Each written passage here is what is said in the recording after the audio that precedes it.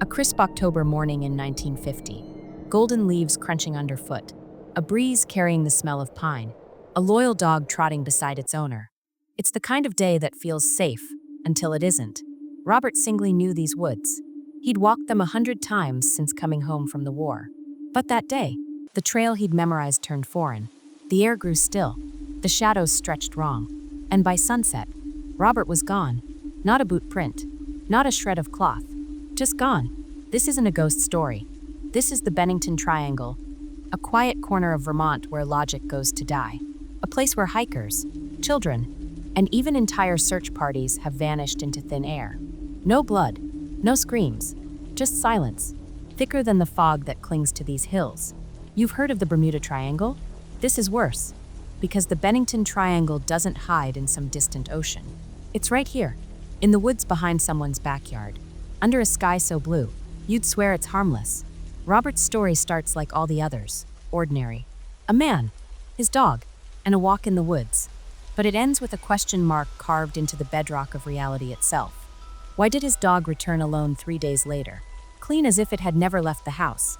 Why did searchers hear his voice calling from the edge of a cliff, only to find empty air? Some say these woods are cursed. Others whisper about doorways to somewhere else. But Robert Singley's disappearance doesn't ask for your theories. It asks you to stand at the edge of your understanding and dare to admit, we don't know. And maybe we're not meant to. The Bennington Triangle isn't marked on any map. No, here be monsters signposts. No eerie fog rolling in on cue. It's just woods, the kind you drive past and think, pretty, let's stop for a picnic. But between 1945 and 1950, this unassuming stretch of Vermont wilderness became a factory of disappearances. Picture a 25-mile zone bordered by Bennington, Woodford, and Glastonbury, a place where the trees grow a little too close together, where the compass needle shivers for no reason, where over a dozen people, hunters, hikers, even a 74-year-old grandmother foraging for berries, vanished like smoke. Take Mid-Eye Rivers. For example, in November 1945, this lifelong hunter, a man who could navigate these woods in pitch darkness, took a group of campers out to fish. On the walk back, he strode ahead, rounding a bend in the trail, and was never seen again. Search teams found his rifle, fully loaded, leaning against a tree. No blood, no footprints, just a man erased mid-stride. Then there's Paula Weldon. December 1st, 1946. An 18-year-old college student in a bright red jacket sets off on the long trail, a popular hiking route. Dozens of witnesses saw her that day. But by sunset, gone. A massive search began. Planes, bloodhounds, volunteers. Not a single thread of her red jacket was found. And let's not forget Paul Jepson. October 12th, 1950, the exact same day Robert Singley vanished. 8 years old, sitting in his mom's truck while she fed pigs just 20 feet away. When she turned around, Paul was gone. Bloodhounds picked up his scent, then lost it abruptly, as if he'd been plucked off the face of the earth. So what's happening here? The theories are wild, but the facts are wilder. Geologists say the area sits on ancient fault lines, leaking pockets of methane gas that could cause hallucinations. Locals talk about UFOs hovering over Glastonbury Mountain since the 1700s. Then there's the darker lore, stories of an indigenous curse, a burial ground disturbed by colonists, where the land itself hungers for trespassers. But here's the catch. None of this explains why the Bennington Triangle went quiet after 1950. No more mass disappearances. No more phantom voices in the fog. Just silence. Like whatever lurked here got what it wanted and moved on. Or maybe it's waiting. After all, Robert Singley wasn't the first to vanish in these woods. He was just the last. To understand why Robert Singley's disappearance chills us to the bone, you need to know who he was. This isn't a story about some reckless explorer or thrill seeker. Robert was the guy next door. The kind of man who fixed your carburetor on a Sunday morning because it's no trouble. A World War II veteran who'd survived the Battle of the Bulge only to spend the rest of his life jumping at car backfires. A husband who kissed his wife, Martha, goodbye that morning and promised, "I'll be back for supper. Let me paint him for you." 34 years old, with calloused hands from rebuilding engines and a habit of humming Glenn Miller tunes while he worked. He'd moved to Vermont after the war, craving quiet, No crowds, no sudden noises, just the steady rhythm of small-town life. But peace? That eluded him. Martha would find him some nights, staring out the kitchen window into the dark, his coffee gone cold, just thinking. He'd say, about what? He never told her. October 12th, 1950. Started ordinary. Robert woke early, brewed a pot of coffee, and filled his thermos, the green steel one with the dent from when he'd dropped it at a job site. His collie, Duke, wagged by the door, leash in mouth. I'm just going to clear my head, Robert told Martha. She nodded. He'd been doing that a lot lately. They took the old logging trail behind their house. Duke trotted ahead, sniffing maple leaves. Robert's boots crunched frozen mud. He'd walked this path 100 times. But around 11 a.m., something changed. A local farmer later reported hearing Duke bark wildly. Not a warning, but a whine, like the dog was begging. By noon, the woods fell silent. 3 days later, Duke scratched at the Singley's back door. Martha froze. The dog's coat was pristine, no burrs, no mud, as if he'd been brushed and bathed. His paws were clean. But Robert? Gone. No torn clothing, no dropped thermos, not even a snapped twig to suggest a struggle. Here's what guts me. They found his coffee thermos a week later. Not in a ditch or thicket. Upright, on a flat boulder in the middle of a stream, as if someone had placed it there. The coffee inside was still warm. The police called it a runaway case. Said maybe the war finally broke him. But Martha knew. That thermos was his lifeline. He'd never abandon it. And Duke, that dog would have starved before leaving Robert's side. Unless something made him. So who was Robert Singley? A good man. A broken man. A man who walked into the woods and left behind a mystery that outlived him. And maybe a warning. The moment Martha Singley reported Robert missing, the entire town of Bennington mobilized. Farmers dropped their tools. Shopkeepers closed early. Even the old-timers who'd scoffed at triangle talk grabbed their flashlights.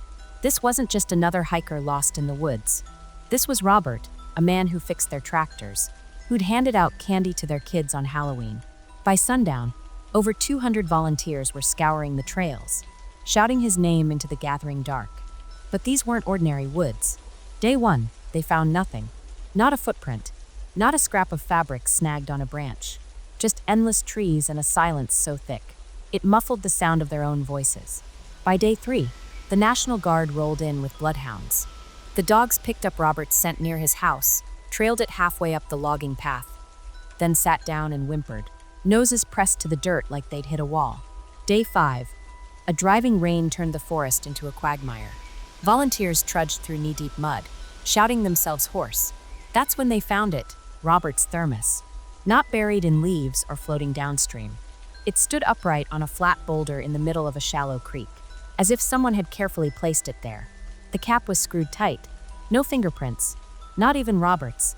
The coffee inside, still lukewarm. 3 days after he'd vanished. Martha collapsed when they showed it to her. He'd never leave that behind, she sobbed. He carried it everywhere, even to bed sometimes.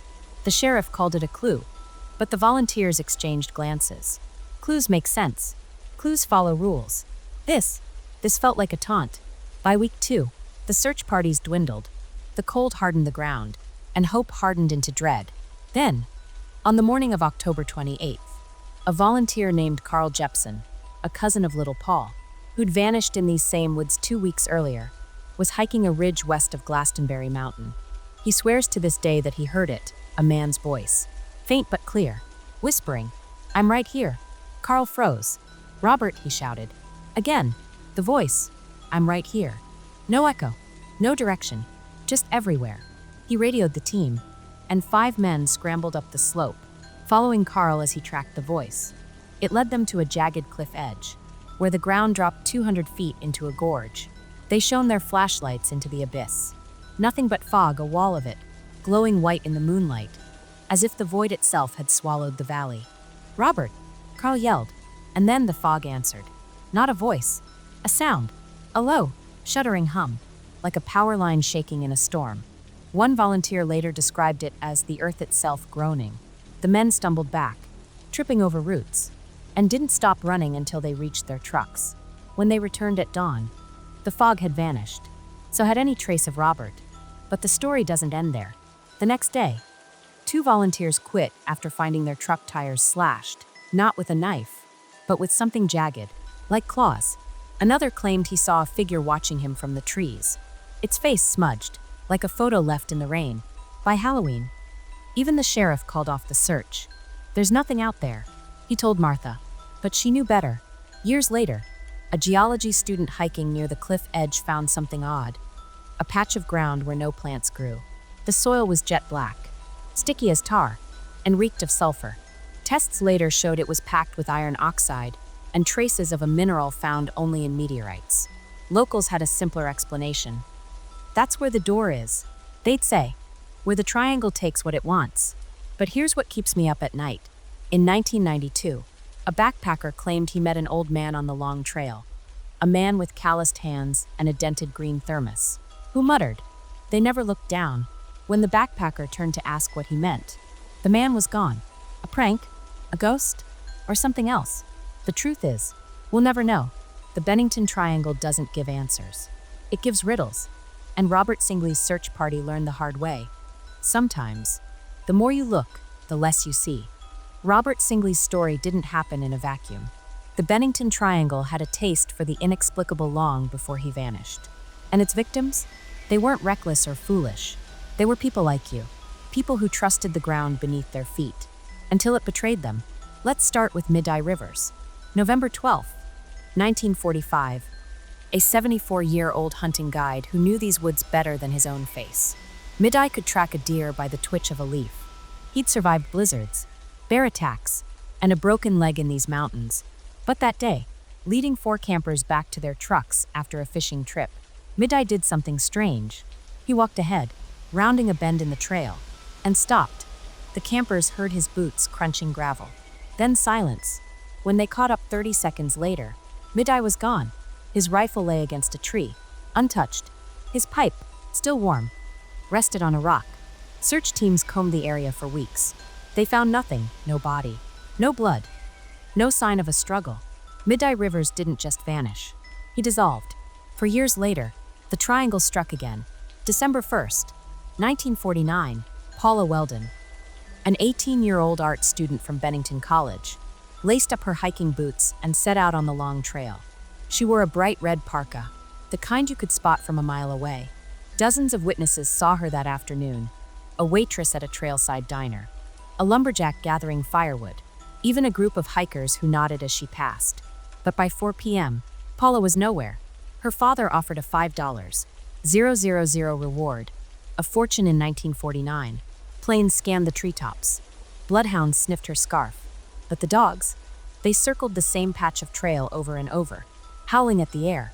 Paula's red jacket should have been a beacon. Instead, it became a ghost. Then came the day the triangle took a child. October 12th, 1950, the same day Robert Singley disappeared. 8-year-old Paul Jepson sat in his mother's truck while she fed pigs just 20 feet away. The engine was running. The doors were closed. But when Mrs. Jepson turned around 3 minutes later, Paul was gone. Here's where it gets colder. Bloodhounds traced Paul's scent to a nearby crossroads, then lost it completely, as if he'd been lifted into the sky. Volunteers found a single clue, a scrap of Paul's overalls snagged on a fence post. But the fabric wasn't torn, it was cut, cleanly, like with scissors. And the fence, no footprints around it, no mud, nothing. 3 victims, 3 stories, all impossibly similar. Mid-Eye Rivers, swallowed by a trail he'd walked 1,000 times. Paula Weldon, erased in a crimson jacket on a busy path. Paul Jepson, plucked from a locked truck in broad daylight. Coincidence? Let's play that out. Mid-Eye, a seasoned outdoorsman, trips, hits his head, and vaporizes. Paula, a fit teenager, gets lost on a marked trail and evaporates. Paul, a curious kid, wanders off and teleports to a fence half a mile away, leaving no tracks. Possible? Technically. Plausible? Not even close. But the Bennington Triangle doesn't care about plausibility. Locals will tell you about the Bennington curse, how the Abenaki tribe once buried their dead in these hills, whispering of a hungry earth that demanded sacrifices. How settlers in the 1800s reported strange lights over Glastonbury Mountain, orbs that danced in the sky like devil's fireflies. How in 1892, a lumberjack named Henry McDuffie vanished while cutting trees, only to reappear 12 years later.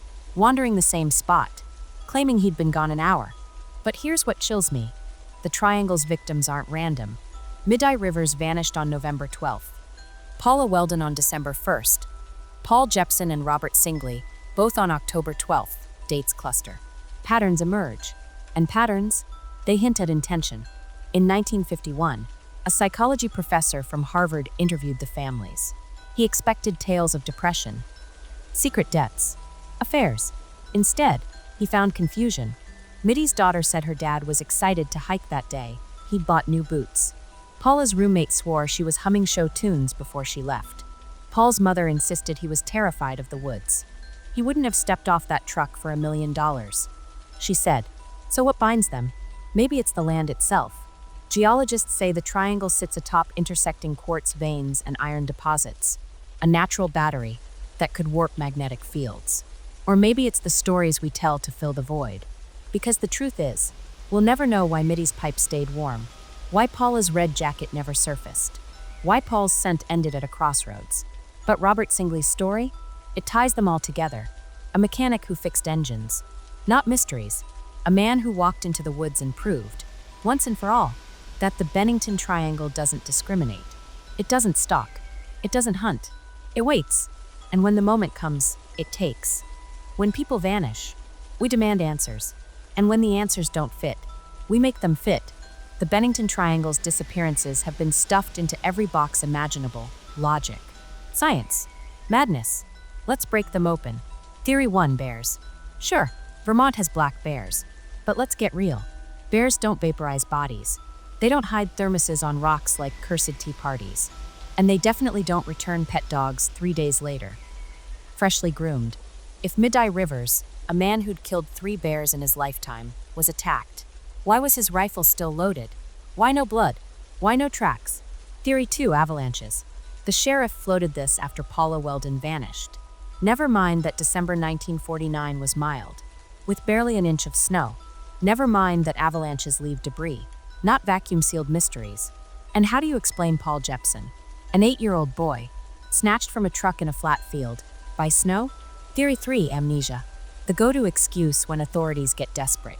Maybe Robert wandered off, forgot his name, started a new life. Sure, a man with PTSD, a devoted wife, and a dog he loved more than himself just ghosted. Left his thermos behind like a breadcrumb. Forgot how to leave footprints. Forgot how to bleed. Now for the locals' theories. Start with the lights. For centuries, people have seen them, glowing orbs floating over Glastonbury Mountain. Not fireflies, not planes. These lights pulse, split apart, and vanish. In 1943, a group of loggers swore they saw a metal disc hovering silently above the trees. When they approached, it shot straight up, leaving behind a sulfur stench so strong, their eyes watered for days. Then there's the wind. Hikers talk about whispers in the pines, not the rustle of leaves, but actual voices. A 2002 backpacker recorded audio of what sounds like a woman humming. When he played it back to a diner waitress in Bennington, she turned pale. "That's Paula Weldon's favorite song," she said. But the darkest theory? The curse. Long before colonists arrived, the Abenaki tribe avoided Glastonbury Mountain. They called it the Forbidden Place, land cursed by ancient battles, where the dead didn't rest. Settlers ignored the warnings. They built logging towns. They dug graves. And by the 1800s, stories began. Hunters finding stone tools arranged in strange patterns, grave sites upturned, and a cave deep in the woods where the air hummed like a struck bell. Now let's talk about Martha Singley. 3 years after Robert vanished, she was driving past the old logging trail at dusk. Something made her stop. She stepped out, staring into the trees, and there he was, Robert, leaning against a pine, wearing the same flannel shirt he'd left in, but his hair was darker, his face unlined, no scars from the war. He looked younger. "Robbie," she whispered. He turned, smiled, raised a hand like he was waving goodbye. Then the shadows swallowed him. Martha ran into the woods, screaming his name. She found nothing. No footprints, no disturbed leaves, just the smell of coffee from his thermos, lingering in the air. The sheriff called it grief. The townsfolk called it a ghost. But Martha? She knew. "That wasn't my Robert," she said. "That was something wearing his face." So where does that leave us? Science has its excuses. Geologists say the area's fault lines leak methane gas, causing hallucinations. Biologists blame predator avoidance. Victims hiding from imaginary threats until they die of exposure. Psychiatrists mutter about mass hysteria, but none of that explains the thermos. The clean dog, the voices, the thing Martha saw. Maybe the truth is simpler. Some places don't follow the rules. Some forces don't want to be understood. The Bennington Triangle isn't a puzzle to solve. It's a mirror. It shows us how small we are, how fragile our logic is, how easily a man or a child, or a grandmother, can slip through the cracks of a world we pretend to control. So go ahead, call it curses, call it aliens, call it whatever lets you sleep at night. But deep down, some doors shouldn't be opened, and the Bennington Triangle is already open. We tell ourselves stories to feel safe. Bears take hikers. Avalanches bury the reckless. Lost people just lose themselves. But Robert Singley's story strips those lies bare. Because Robert wasn't a victim of bad luck or poor choices. He was a man who stepped into the sunlight and stepped out of existence. And that terrifies us. Think about it. How many times have you said, "I'll just take a quick walk"? How many times have you trusted the ground beneath your feet? The path ahead, the dog at your side. Robert did all of that. He followed the rules. He stayed on the trail. He left a note. He did everything right. And still, the Bennington Triangle took him. But why does his disappearance crawl under our skin? Because it forces us to confront a truth we've spent centuries running from. There are places in this world that don't care about rules. Places where the laws of physics, logic, and decency fray like old rope. Places where the earth itself feels awake. Hungry. Mid-Eye Rivers? A tragedy. Paula Weldon? A mystery. Paul Jepson? A nightmare. But Robert? He's the proof. Proof that it doesn't matter how careful you are. How loved. How ordinary. The Bennington Triangle doesn't hunt. It doesn't stalk. It exists, patient as a spider. And when you cross into its web, you're gone. And here's the cruelest twist. Robert left clues. Not answers. Clues that mock us. A thermos too perfectly placed. A dog too impossibly clean. A voice calling from a cliff's edge. Dangling hope like a puppet on a string. These aren't breadcrumbs. They're taunts. A reminder that whatever took him operates on a logic we can't grasp. And maybe shouldn't. We've built civilizations to ward off the dark. We've mapped every mountain. Named every star. And still places like the Bennington Triangle humiliate us. They laugh at our helicopters. Our DNA tests. Our smug certainty that we've tamed the wild. Robert's story is a slap to that arrogance. A whisper that says, you don't own this planet. You're just borrowing it. And what about Martha? For years, she left a porch light on, staring at the woods until dawn, waiting, wondering, was he suffering? Was he scared? Or, somehow worse, was he out there, unharmed, trapped in a version of reality where time bent sideways? Where he lingered forever on that trail, young and screaming into a void no one else could hear? We'll never know. And that's the point. The Bennington Triangle doesn't want to be solved. It wants to be feared. It wants us to lie awake, staring at the shadows on our bedroom wall, wondering, what if? What if the woods behind my house aren't just woods? What if that strange fog last Tuesday wasn't just weather? What if the voice I heard calling my name wasn't the wind? Robert Singley's story isn't about him. It's about us. It's about the fragile illusion of control we cling to. The desperate hope that if we follow the rules, the monsters will stay under the bed. But the truth is, the monsters aren't under the bed. They're in the dirt, in the trees, in the air we breathe, and sometimes they reach out. So why does Robert's story haunt us? Because it could have been you. It could have been me. It could have been anyone who ever dared to believe the world is tame. The Bennington Triangle isn't some distant legend. It's a warning, a reminder that for all our science, our stories, our stubborn certainty, some doors, once opened, can't be closed. Go ahead, call me paranoid. Roll your eyes when I say this. The Bennington Triangle isn't done. It's just waiting, resting, maybe gathering strength. Because here's the thing about places like this, they don't vanish. They don't repent. They linger, patient as stone, until we forget to fear them. So let me leave you with this. Next time you hike, stick to the trail. Not because of bears or cliffs, but because trails are rituals. They're lines we draw to pretend we're in control. Watch your dog, not for its sake, but yours, because animals know. Their ears hear the hum under the soil. Their noses catch the stench of air that doesn't belong here. And if the woods go quiet, Not the gentle hush of snowfall or dusk, but a dead quiet, no birds. No wind, no crackle of leaves underfoot. Stop. Breathe. Listen harder. That silence isn't empty. It's a held breath, a predator's pause. That's when you run. Not from the dark, not from the cold. Run from the feeling that the trees have shifted when you weren't looking, that the path behind you no longer leads home. Run from the shadow that doesn't match the light, the voice that sounds almost like a friend. And if you make it back, don't shrug it off. Don't blame the fog or your imagination. Sit with that fear. Let it carve a hole in your certainty. Because Robert Singley's story isn't folklore. It's a fossil, proof that there are cracks in this world, thin places where the rules snap, where time folds, where things that shouldn't exist do. The Bennington Triangle doesn't want your belief. It wants your doubt, your suspicion that maybe, just maybe, the crunch of leaves behind you isn't the wind, that maybe the face in your window isn't a reflection. That maybe, right now, as you listen to my voice, something's listening too. Sleep well.